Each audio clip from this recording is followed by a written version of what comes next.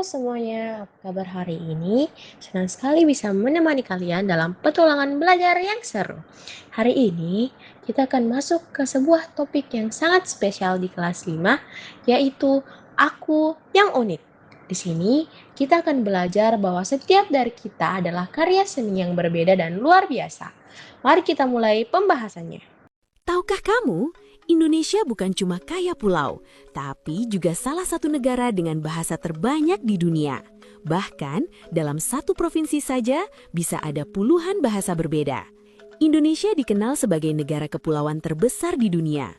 Tapi bukan cuma pulau yang banyak, bahasa yang digunakan masyarakatnya juga luar biasa beragam. Menurut data para ahli bahasa, Indonesia memiliki lebih dari 700 bahasa daerah. Bahasa-bahasa ini sudah ada sejak ratusan bahkan ribuan tahun lalu, dibawa oleh nenek moyang yang berpindah-pindah pulau dan hidup terpisah satu sama lain.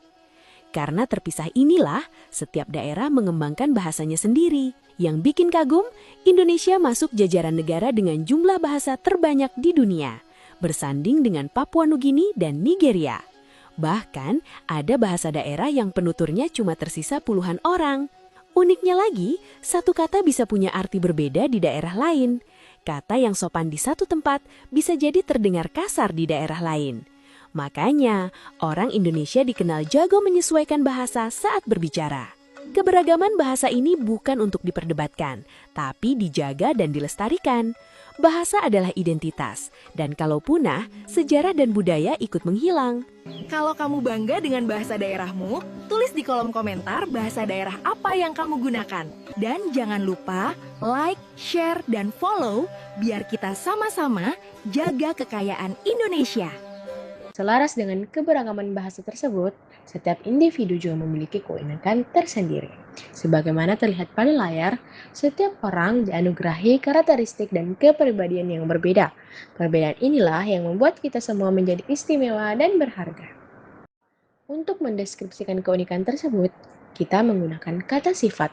Misalnya, kata cerdas untuk individu yang tajam pemikirannya, ramah untuk seseorang yang baik hati dan sopan, atau lincah bagi mereka yang selalu aktif dan gesit dalam beraktivitas. Selanjutnya, kita akan memperkaya kosakata melalui sinonim atau persamaan makna, seperti pintar dengan pandai. Selain itu, terdapat antonim atau lawan makna. Contohnya kata jujur yang berlawanan dengan kata bohong. Sekarang, mari kita perhatikan penggunaan imbuhan pe. Imbuhan ini berfungsi membentuk kata benda yang menunjukkan karakter seseorang. Contohnya, sifat sabar menjadi penyabar. Namun, perlu diingat, adanya penyesuaian huruf pada kata tertentu, seperti bohong menjadi pembohong. Setelah memahami kosakata, tahap berikutnya adalah menyusun kalimat. Struktur kalimat yang tepat akan memastikan pesan yang kita sampaikan dapat dipahami dengan baik oleh pembaca maupun pendengar. Kita juga dapat menggabungkan beberapa gagasan menggunakan kalimat majemuk setara. Gunakan konjungsi dan untuk hal yang sejalan, tetapi untuk hal yang berlawanan atau karena untuk menyatakan hubungan sebab akibat. Teks deskripsi bertujuan untuk menggambarkan suatu objek secara terperinci.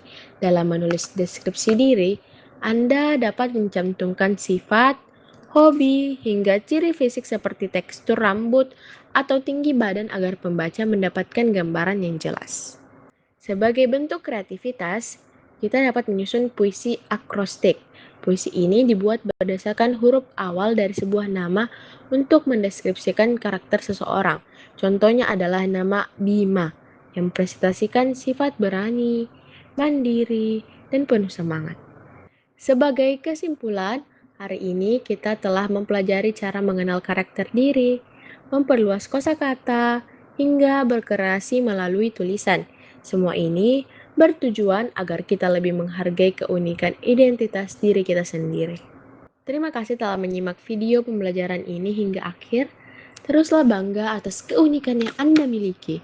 Sampai jumpa pada pembahasan materi selanjutnya. Jika ada pertanyaan, silahkan tulis di kolom komentar.